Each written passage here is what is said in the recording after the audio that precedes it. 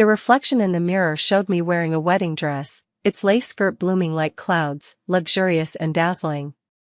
After an 8-year relationship, it was hard to believe Hudson and I were finally about to tie the knot. The happiness felt almost surreal. After a long pause, I took a deep breath and stepped out of the fitting room, holding up the skirt. "Hudson, how does this look?" The expected response never came. Under the grand crystal chandelier, Hudson kept his eyes lowered, staring at his phone screen. There was an unusual hint of gloom and irritation between his brows. I asked in surprise, "What's wrong?" Hudson had always been one to keep his emotions hidden, appearing calm and indifferent no matter the situation. For a moment, I couldn't fathom what could have unsettled him. The whole world seemed to stand still. After a prolonged silence, Hudson let out a bitter laugh from his throat. "Kiara, I'm tired." I was too slow to notice the grief in his eyes. I simply thought he was exhausted from a day spent visiting bridal shops. "It's all right, we can pick another day, after all the wedding isn't until next month." I soothed softly, "Wait for me, we'll go home together." By the time I changed clothes, the hall was empty. Hudson had already left. For a moment, I felt at a loss. Suddenly, my phone beside me began to vibrate. The long-dormant high school class group chat instantly exploded with messages. "Oh my God, I heard Vivian passed away, and it was because of severe depression. She took her own life with medication." "I just found out too." "Wasn't she holding an art exhibition abroad?" "I heard her paintings sold well every time. It seemed like she was doing all right." "What happened? Can someone send me a link?" The moment I saw that name, memories flooded my mind like a tidal wave. Vivian, Hudson's first love from his student days. The vivacious and radiant art school belle and the stern-faced science prodigy were seen by everyone as a match made in heaven. All because of one misunderstanding, they went their separate ways and never contacted each other again. Yet all these years, I could faintly sense that Hudson had deliberately avoided talking about her. Thinking of Hudson's unusual behavior earlier, I suddenly felt inexplicably nervous. Soon, someone forwarded a news article in the group chat. The author devoted lengthy passages to praising Vivian's artistic achievements, expressing profound regret for this young painter who passed away. At the end of the article, a photograph was attached, said to be her final work. Even though it was just a profile.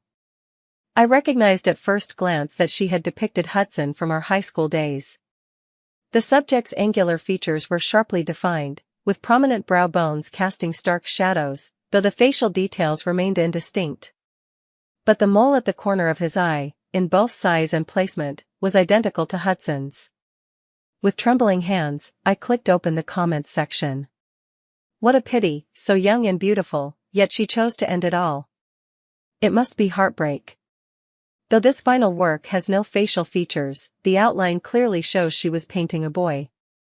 I've seen it mentioned in other posts before. Vivian had a deeply unforgettable first love, but sadly, fate wasn't on their side. In the end, the guy followed his family's wishes and ended up with a girl he'd known for a long time. What the hell? What era is this where we still can't have free love? If that boy knew, he'd surely regret not choosing Vivian back then. Will Hudson regret it? Suddenly, I wasn't so sure anymore.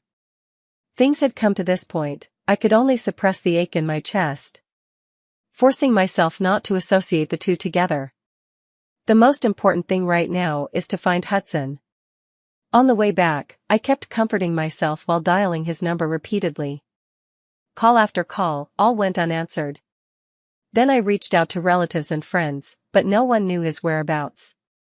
I wandered aimlessly through the city all night, numbly whispering reassurances to myself. Maybe he was just busy with something, or perhaps he needed some quiet time alone. Until the first light of dawn appeared, and the police call came. My footsteps suddenly halted. The young officer's voice on the other end carried a hint of sighing. They said Mr. Hudson drowned last night, and the surveillance footage showed it was suicide. It felt like a heavy hammer had struck my heart. I barely remember how I eventually made it home. The vast living room was dim and silent.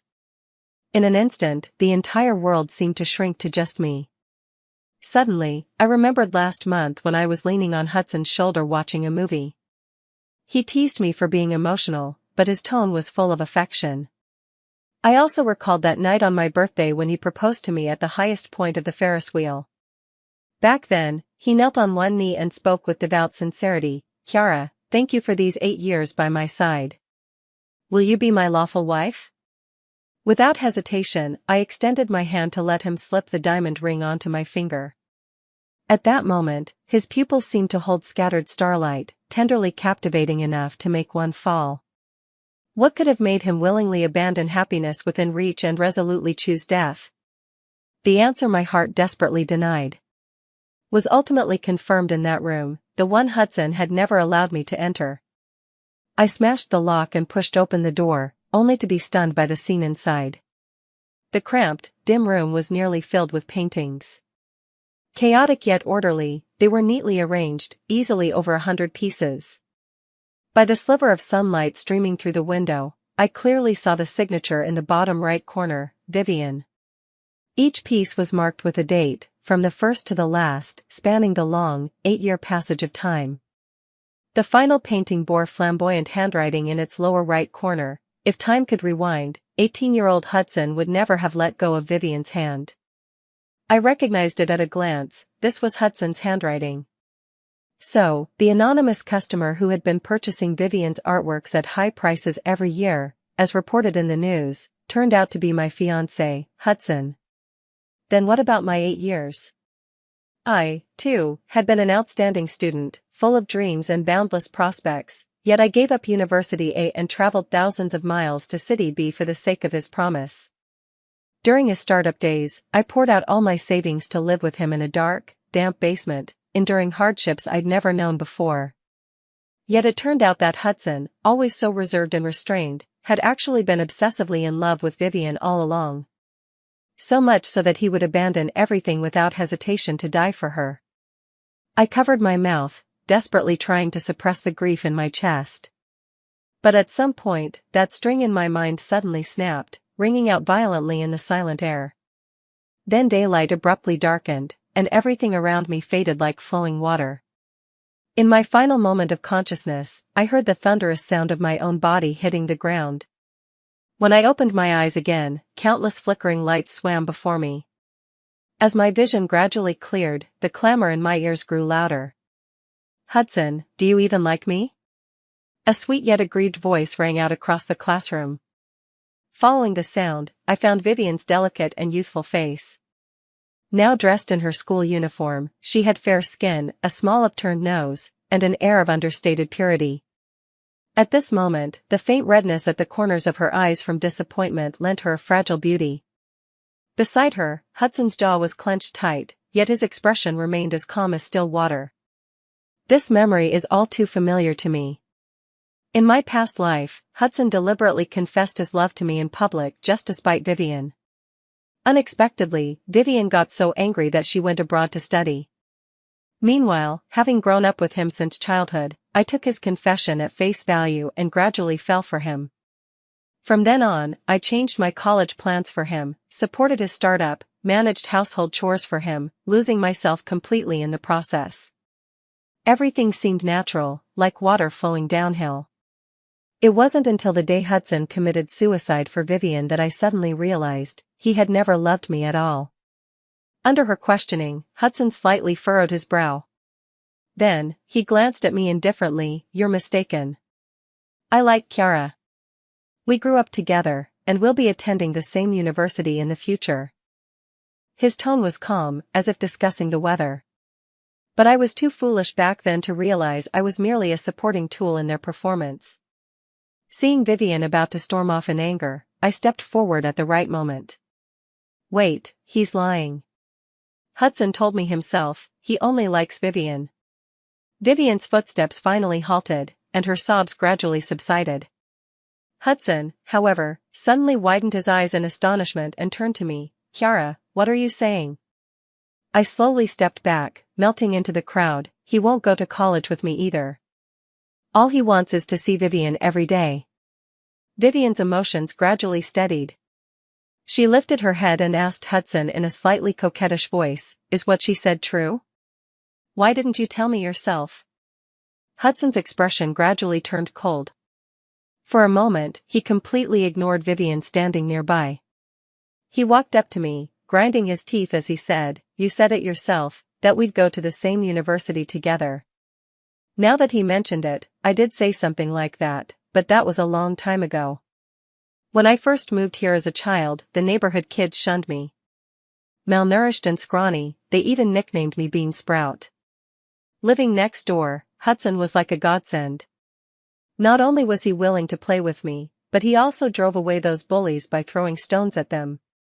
Back then, in my delirious gratitude, I babbled nonsense about wanting to attend university with Hudson, dreaming of marrying him someday so I could be under his protection forever. But I've already spent a lifetime of utter defeat, proving just how naive I once was. This time, I will never again abandon my own life for someone who doesn't love me. That was all childhood nonsense. After all, kids say the darndest things. I raised my head with an indifferent expression. Besides, I've almost forgotten. The air seemed thick with tension. Hudson lowered his lashes, a fleeting shadow of darkness flashing through his eyes. "Oh? Forgotten? Kiara, you'd better remember what you said today." With those words, his clenched fingers suddenly released as he turned and walked away. Hudson was uncharacteristically angry. After that day, he stopped speaking to me altogether. Perhaps it's because I, the mere supporting character, didn't willingly play my role in this drama, making him lose his sense of control. After all, since childhood, I had always idolized Hudson, not only following him around like a little shadow, but also obeying his every word. So in my past life, I took notes for him during school, changed my career aspirations for him after graduation, and accompanied him through part-time jobs and business ventures during his startup phase. Looking back now, our relationship was fundamentally unequal. In all those countless disagreements, I was always the only one making compromises. My thoughts returned to the present. Vivian tapped on my desk playfully and asked, "Kiara, can you tell me what Hudson likes? He still ignores me recently, but I know that day he confessed to you was just to make me jealous. His birthday is coming up soon. Everyone says Hudson treats you like a little sister, so you must know his preference as well." Ever since that day when I publicly clarified my relationship with Hudson, Vivian had been coming to see me often. Sometimes she asked about Hudson's hobbies, other times she inquired about his childhood. Each question carried some degree of probing. At this moment, staring at the rose-shaped pendant on her slender neck, my mind momentarily blanked. Suddenly, I remembered finding an identical necklace in Hudson's suit pocket in my past life. Back then, he had panicked and snatched it from my hands, saying, "This is for a client. Kiara, don't touch my things without permission." I was foolish enough to believe everything he said. Turns out, this belonged to Vivian. I lowered my gaze, struggling to steady my emotions. "Sorry, you misunderstood. I actually don't know Hudson at all. I missed Hudson's birthday, stopped bringing him breakfast or copying notes for him, and even ceased speaking to him altogether." In class, some said I'd become obsessed with studying, while others claimed I was deliberately trying to get Hudson's attention. They started betting on who would speak first between me and Hudson, and everyone bet on me. This meaningless bet dragged on endlessly. Until one ordinary weekend, Hudson knocked on my door. He was tall and lanky, leaning against the doorframe until he nearly filled my entire field of vision. "My mom said our families haven't had dinner together in a while. Are you free to eat together this weekend?" Hudson's voice was low and clear, his tone still indifferent with no emotional fluctuation. Only when facing Vivian would his attitude become exceptionally gentle. It had always been this way. Suppressing the faint ache in my chest, I crisply refused. "Sorry, no time." He suddenly wedged an arm in, forcibly propping open the door that was about to close. "Wait, don't shut it yet. Just how much longer are you going to stay angry?" My movements abruptly froze, followed by a deep breath. "I'm not angry. I just think we should each have our own lives." Hudson frowned slightly, seeming somewhat impatient. "All right, Kiara, I know what you want to say. What's between Vivian and me isn't at all what you think. The current Hudson was proud and aloof, persistently unwilling to admit his feelings for Vivian. Until 8 years later, when she took her own life in a foreign country, did he finally realize, too late, that what they'd missed during their school days had actually been love. I took a few steps back and said calmly, "You should have recognized your feelings earlier and been with Vivian sooner. That way, you wouldn't have to hide your emotions or travel thousands of miles to France every year. You wouldn't have to secretly collect an entire room of her works while fearing the world would find out. If you take the wrong path now, every single day in the future, you'll regret not choosing Vivian." Hudson's eyes flickered with astonishment and confusion. After a long pause, his voice, tinged with anger, fell heavily. "Chiara, what on earth are you talking about? Are you so eager to push me and her together?" I met his gaze, then nodded with certainty. A faint, mocking smile curled at the corner of Hudson's thin lips. "Oh? Then I'll do just the opposite of what you wish." Hudson stubbornly denied it with his words. But I knew, subconscious actions never lie. His supposedly flawless disguise vanished without a trace the moment that basketball knocked both Vivian and me to the ground. For the first few seconds after hitting the pavement, my mind went blank. A searing pain shot through my knee, and soon, blood began to seep out. The surroundings buzzed with noise. Yet when I looked up, I saw Hudson pushing through the crowd, effortlessly scooping Vivian into his arms. The panic in his eyes was something I'd never seen before. "Hudson, I think I sprained my ankle, it hurts so much." The girl's coquettish voice trembled with a hint of tears. Hudson seemed at a loss but still lowered his gaze and softly comforted her, "It's okay, don't be scared." He shot a cold glance at the apologizing person who caused the accident, then swiftly carried Vivian away. From beginning to end, his eyes never lingered on me for even a second. I knew this would be the outcome, yet experiencing it firsthand still left my chest aching with a suffocating bitterness. I lowered my head, carefully wiping the dust off my knees as tears of pain splashed down. When the surrounding voices gradually quieted, suddenly a deep, pleasant voice sounded above my head. "Hey, can you still stand? Let me help you get disinfected." I looked up in surprise, meeting Jasper's captivating peach blossom eyes. His appearance caught me completely off guard, leaving me momentarily stunned. For nearly 3 years in the same class, Jasper and I had hardly exchanged any words. He slept through classes in the back row all year round. Rumor had it his family had everything arranged, he was just killing time at school. Meanwhile, my life was filled with studies and Hudson. Our only interaction came when a hostile red-haired delinquent showed up outside the classroom, demanding to settle a score with Jasper. Without batting an eye, I told him Jasper had skipped class. After the troublemaker left, Jasper slowly stirred awake in his corner seat at the back.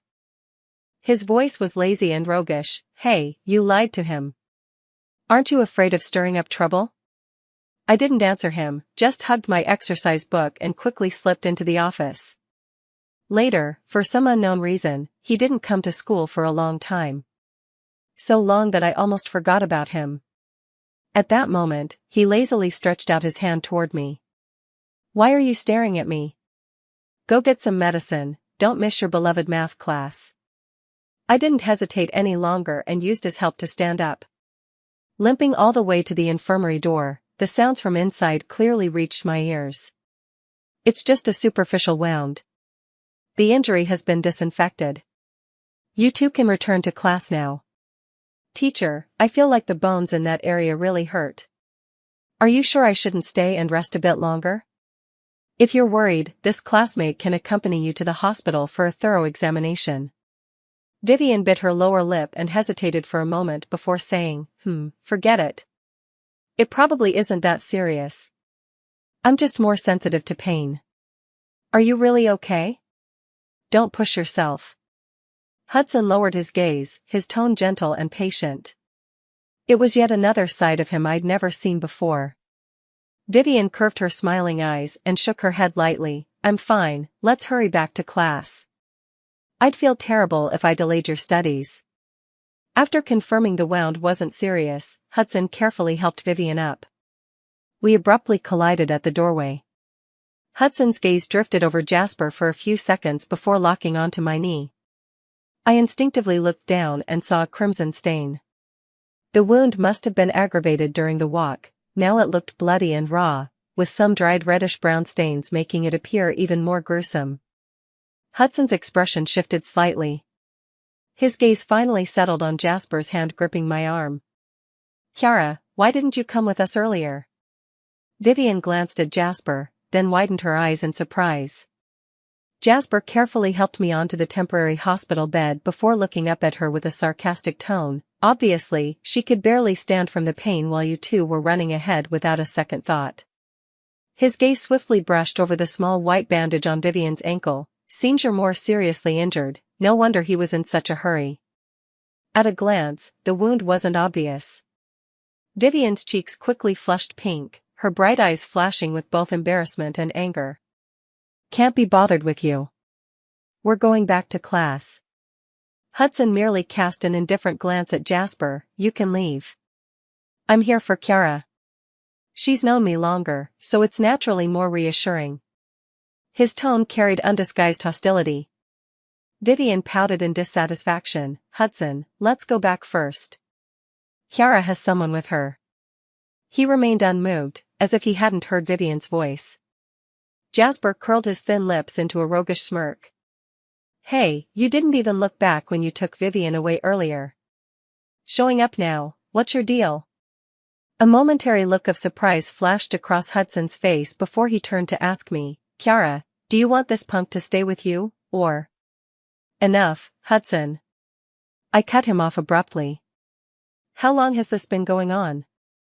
You should hurry and leave with your classmate Vivian." The disinfectant was already stinging enough to make me grimace, and this round of arguing only left me feeling thoroughly annoyed. Hudson paused for a moment, a flicker of something complicated passing through his eyes before his voice finally dropped low and heavy. "Fine." When school let out, Hudson inexplicably blocked my path. "Kiara, let's walk home together today." His thin lips pressed together, eyes carrying a hint of hopeful expectation. "No thanks, I prefer walking alone." I turned to go around him. Hudson suddenly grabbed my arm. "Kiara, have you been getting close to Jasper lately?" I turned my head and said indifferently, "What's it to you?" "It matters. Jasper's a good-for-nothing who doesn't belong in our circle. With college entrance exams coming, I can't just watch you associate with that kind of troublemaker." Looking at his serious expression, I actually found it somewhat ironic. Hudson was simply realizing that Kiara, who had always been devoted to him, suddenly started seeing other guys one day, and his possessiveness was kicking in. "Since Jasper helped me, he's my friend." "Hudson, I don't like people judging my friends like this." He stared at me intently, his voice trembling slightly. "People? Am I just people to you? We've known each other since childhood. I'm just reminding you not to associate with shady characters." I frowned, suddenly feeling somewhat annoyed. "You have no right to interfere with who I befriend, just as I don't care about the people you associate with. I believe I've made myself perfectly clear. So now, would you mind stepping aside?" I gazed at him indifferently, my tone icy. He seemed stung by the hostility in my eyes, and after a long moment, finally loosened his grip and moved aside. With the college entrance exams approaching, endless piles of test papers were more than enough to consume all my time. Though it had been years since I'd last engaged with this knowledge, once I got into the rhythm of studying again, picking it back up wasn't too difficult. And so my grade soared triumphantly through the flurry of practice problems, eventually stabilizing at the very top of the class rankings. As for Hudson, I had thought that after our frank conversation, we could each go our separate ways in peace. Besides, after graduation everyone would be pursuing their own paths, we likely wouldn't cross paths again in this lifetime. Yet to my surprise, he began relentlessly showing me kindness. He started carrying my books and delivering my assignments, inquiring about my preferences, gifting me delicate dolls, and buying me trendy desserts. I refused them all. During our student days, Hudson was the golden boy in everyone's eyes. People kept advising me to quit while I was ahead, warning that he would eventually grow tired of me. I would have welcomed that outcome. But his actions always brought me trouble. On the day after exams, he waited for me at the corner of the school building. "Kiara, which university will you go to?" he asked. I gave him a leisurely glance. "Anywhere.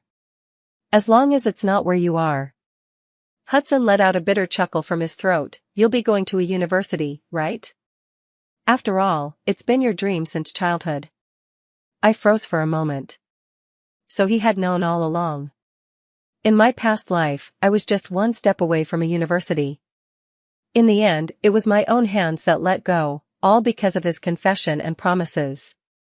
So this time, I had already made up my mind. I wouldn't change my thoughts for anyone again. The person before me continued, "Kiara, I've come to understand many things during this time. I realized that Vivian is delicate and prone to tears. Perhaps there was a moment when I mistook my care for her as the flutter of affection. But fundamentally, we are the same kind of people. I can't control how my gaze lingers on you, nor can I suppress my attention to your words and expressions. Until this very moment, I've begun to want to step into your future. Kiara, I like you." This time, it's a sincere confession. The air froze for a few seconds. Then, a sharp gasp abruptly sounded from behind. We turned around simultaneously and saw Vivian. She looked at Hudson in disbelief before running away in tears. Rumors about me started spreading throughout the grade. With time running short, I didn't want to deal with them, nor could I be bothered to guess their origins. Yet quite unexpectedly, I discovered the source of the trouble. During break time after fetching water, Vivian's voice carried clearly from around the corner. "Jasper, Kiara's been cozying up to Hudson lately. Don't you want to do something about it?" Jasper froze for a few seconds, his gaze suddenly darkening. "So what? Don't you like Hudson? Coming to me because you can't control him?" Vivian was stunned for a moment, then gritted her teeth and said, "Kiara is too timing, and you're okay with something so despicable?" It seemed she had not only misunderstood my relationship with Hudson but also my connection with Jasper. My heart sank as I prepared to confront Vivian directly. Jasper's charming peach blossom eyes gleamed with amusement as he drawled softly, "Sure, as long as I'm one of those boats." With that, Jasper shoved his hands in his pockets and lazily sauntered back to the classroom. Vivian, left standing behind, stomped her foot angrily. "Don't you have any pride as a man?" After the initial shock, I quickly lowered my head and slipped into the classroom before they noticed me. Vivian's actions were far too obvious, and Hudson soon found out about the matter as well. When he questioned her, Vivian initially refused to admit anything. But perhaps because Hudson's attitude was too cold, she gradually lost control of her emotions. Vivian's expression turned almost ferocious, her voice sharp. "Do you really care that much about her feelings?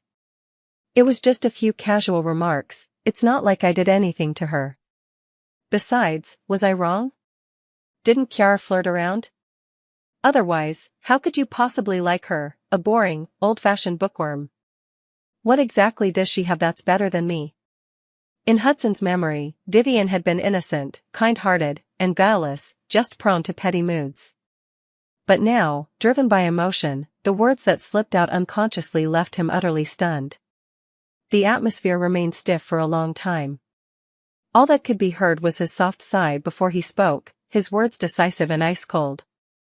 "Vivian, many days ago you asked me if I liked you at all. Now I'm telling you the answer seriously and firmly. I don't like you, not even a little. At this moment, I've even started to feel disgusted." A few days before the college entrance exams, Vivian's seat was empty. Rumor had it that after throwing a public tantrum that day, she went abroad. All that remained on her seat was the necklace she used to wear most often. Originally, she was pretty, lively, and came from a well-off family, so naturally, she had many friends at school. But after she left, people only vaguely sighed about the unpredictability of life before quickly throwing themselves back into their intense studies. Time swiftly advanced, and the college entrance examination arrived as scheduled. During this period, I was extremely cautious about everything, fearing that any misstep might affect my performance. Fortunately, everything went smoothly. The question types were all familiar, covering knowledge points I had practiced countless times. Even the final, most challenging problem, despite its innovative twist, was something I managed to solve after some effort. When the bell rang for the last exam, I still felt somewhat dazed. As I walked out of the exam hall, Hudson suddenly blocked my path. Dark circles shadowed his eyes, his face haggard and pale. Though it was the same face, his demeanor had grown noticeably more composed. I shot him a wary glance. "What do you want now?" He looked down at me intently, his eyes brimming with the joy of something precious regained. If time could flow backward, 18-year-old Hudson would still want to hold Kiara's hand. With my heartbeat momentarily freezing, I became absolutely certain Hudson had been reborn too. I said with indifference, "Vivian just went abroad a few days ago.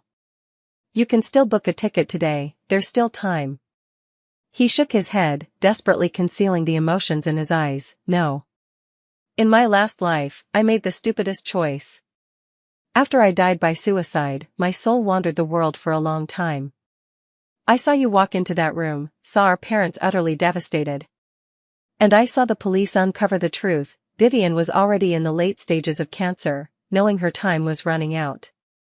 She had known all along that it was me who anonymously bought the paintings." Filled with resentment and unwillingness about our impending marriage, she painted what she called a final masterpiece before her suicide and bribed domestic media to hype it up. Yet it was precisely this lie that made me abandon the hard-won happiness. I opened my mouth in stunned silence, suddenly feeling the absurdity of it all. To think such a clumsy lie had destroyed our peaceful life in our previous existence. "Kiara, everything has started anew now. We still have a chance to make things right." Hudson turned slightly and suddenly grasped my hand. Struggling to break free, Jasper suddenly appeared in my line of sight and punched him hard. "Asshole, what a scumbag. The exams are over, yet you're still harassing her." He shook his hand with a look of contempt.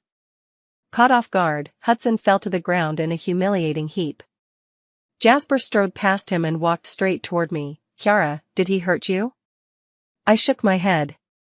"Thank you, let's just leave him alone." Hudson rose to his feet unwillingly. "Kiara, don't go. I know it was always you who gave in those years, and now I've come to my senses. Can't you give me one more chance?" The corners of his eyes were slightly red, that tear mole making him appear all the more shattered. Looking down at him, I suddenly felt utterly calm. "Hudson, all you've ever brought me is pain. When filling out college applications I abandoned my dream school, during startup days I sacrificed rest and sleep, it was always me compromising for him. But in the end, it was him who resolutely abandoned me right before the wedding." He frowned, his expression suddenly turning pale and weak. "Staying away from you means staying away from pain. If you truly understand, you shouldn't cling to me anymore." From my determined gaze, he finally realized that there was no going back between us. On the way home, Jasper suddenly became unusually talkative. From astronomy and geography to cosmic metaphysics, his words wandered aimlessly. I sensed his unusual behavior and abruptly cut in. "What exactly are you trying to ask?" Jasper suddenly fell silent, his pupils brimming with an unfamiliar emotion. "Kiara, where will you go after graduation?" "A university," I answered decisively. He responded softly, "You're a good student, that's to be expected. I just suddenly wanted to go with you." My footsteps halted, a peculiar emotion welling up in my chest. "What about your family?" "I heard they wanted to groom you to eventually join the family business." He smiled self-deprecatingly. "That was never going to happen. Even before my grandfather passed, my father and uncles were already fighting over the inheritance right by his sickbed. Disappointed that the iron wouldn't harden into steel, Grandpa simply sold the company. Part of it went to charity, the rest he kept. Of all his grandchildren, he loved me most. He had it notarized that the remaining funds would be transferred to me when I came of age. On his deathbed, he told me to simply do what I loved. I watched the regret spilling from the corners of his lips and suddenly felt a little cruel myself. "Then, don't you need to spend time with other family members?" Jasper shook his head decisively. "It's fine, they're not worth it." Kiara, you don't need to feel troubled or alter your life plans because of this. I just wanted to say I'd like to try to move in your direction. I hope you won't push me away as I get closer." His eyes were lowered, his tone earnest. Those dark pupils held a gentle, hopeful glow. I nodded with equal seriousness. "Good. Now, I allow you to come closer to me."